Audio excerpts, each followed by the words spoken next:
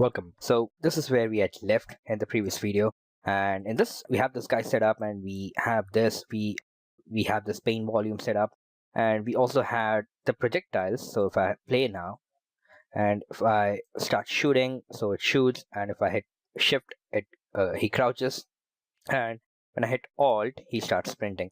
So we had all of that set up. Now there's one major issue if you haven't noticed, or if I did briefly mention it, but you might have forgotten it. If I look around here, so the camera pans neatly, okay? And if I look down, you see that, I am able to see my left foot.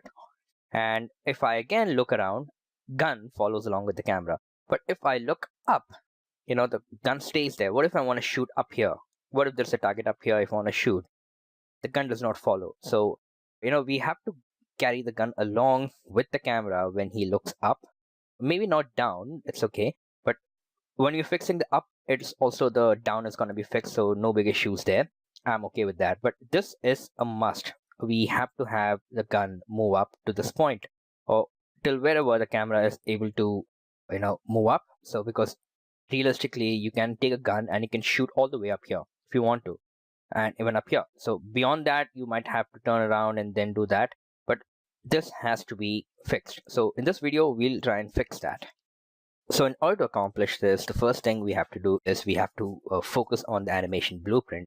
Now, there are a bunch of different ways to do it, but that requires a bunch of different animations as well. In our case, since we don't have extra animations, so what we have is what we have so far. We cannot add any more animations. So we'll have to manipulate the spine of the character based on the control rotation. So the control rotation is where your mouse is looking at and where the camera is going to be rotating at that point. So we'll be manipulating that inside the animation blueprint and a mixture of that and blueprint, so that should get the task done for us. So look for, I believe, animations and inside blueprints. No, 1 second, I think I should be, out here, character. So you have the animation blueprint. So once you do that, so you'll have to go over to the main anim graph here and separate these two nodes out, and so that you have a good enough room between them both, because we're going to do some stuff in here. And then let's get started. Okay, so the first thing is, when you have separated these two nodes, I'll have to right click and I'll have to search for bone. Okay, and instead, let's see, and if I can find that out. So you have, or you can also say modify. So when you type modify, that whittles down the result to just two of them. So you have modify curve and you have transform modify bone. So this is what we're going to work on. We're going to modify the transform of the bone. And in our case, the bone that we're going to be using is the spine. So let's go over the skeleton and let's check for the bones or the spine in our case. So now if I click on spine, so you have a spine here. So I will go over here. So that's the spine. And you also have spine 1 and spine 2. So you have 3 different spines. So we won't just modify one spine. Instead, we're going to be modifying all these spines individually, so that it makes the whole control rotation really smooth based on the control rotation. So it makes the whole animation really smooth. Okay, so going back to the blueprint here. So since we have this, we have 3 spines. So we'll need this node 3 times. We need 3 of these nodes. So I'm going to click Control W twice. So we have 3 in total. And so that we can modify these nodes based on the control rotation now. Okay, so now we have 3 nodes. Now, if you click on these nodes and look at the details, you have a whole bunch of information here. So it has translation, rotation, scale, component pose, and an alpha. So it has 5 different components coming in here. And if you look here, you also have the skeletal, you have the translation, you have the rotation, you have the scale, and you also have the alpha out here. Okay, so, but we're not actually looking for translation and scale. We're only looking for rotation, because translation is actually taking care of the animation itself. And scale, we don't really need to mess around with the scale.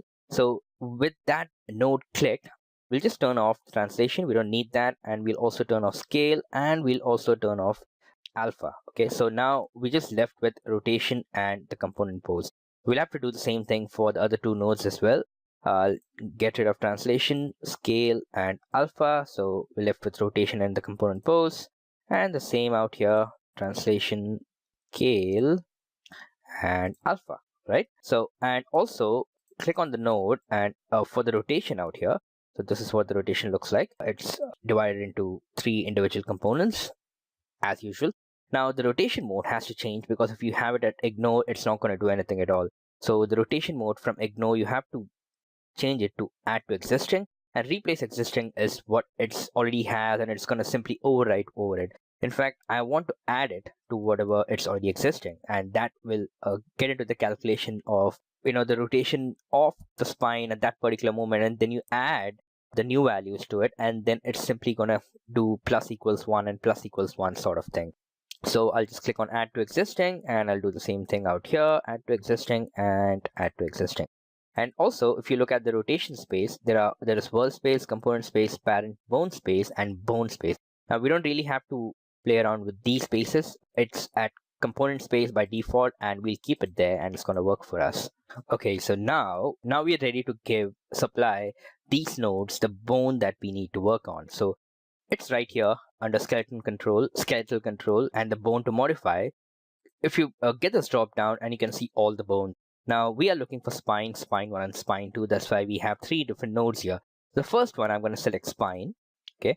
Second one, I'm going to select spine 1. The third one, I'll be selecting spine 2. So, and you have to make sure that all of these guys are in this particular order: spine 1, and spine 2. Excellent. So now one thing we have to do now is, I'll get this guy here. We have to arrange them all in a line, and we first have to break this. I don't need that right now. I'll arrange these like this, and I think I'll just make this a little bit neater out here. That's good enough, and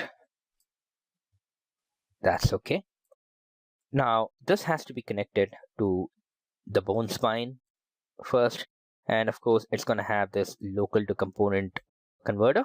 Okay, and then again these need to be connected, and we just go in a sequence connecting them all. And when you connect these, you're going to get the same converter, so component to local. So this is local to component, and it'll end with component to local. So we are going down the right path. Excellent. So now I'll just move this to the left a bit, and even this guy to the left a bit, and this also, maybe I'll just move this guy to the right like that, and this guy to the right. So now it's looking neat and clean, and it's also looking readable at the same time. Great. But it's not going to do anything right now. It's just connected, but it does not have the new rotation value. So it's not going to do anything. It's just going to sit there and do nothing, because the rotation values is 0 across all the 3 different nodes, right? So we'll have to figure out the value that we'll have to bring in as the rotation for supplying it to the rotation input pin out here. Okay, so I'm going to promote this to a variable. I'm going to right click, and I'm going to say promote to a variable, and I'll name this variable aim rotation, right? And I'll bring this up here, and I'll connect aim rotation to all these guys. Okay, every single node out here that I have. So I'll put this up so that no wires, it doesn't get too messy. I think that's good enough. And I'll just bring this out here and connect this to this rotation. Now I'll just move this to the left a little bit, and I think that's good enough. All right, so now we have the variable coming in as aim rotation, and or I think that's good. Okay, I'm okay with that. If I really am a stickler for it, then I'm gonna keep it here. And I'll make reroute nodes for each of these. So this is the one out here, so I'm just making it a little more readable, and this will be like this. Connect it here, connect it here. Okay, and of course I can now bring this, maybe I can just bring this all to like that, and this guy can also go up a little bit, and so along with this and this guy can go up and sit there in a straight line sort of. So now it's looking Okay, it's better than before.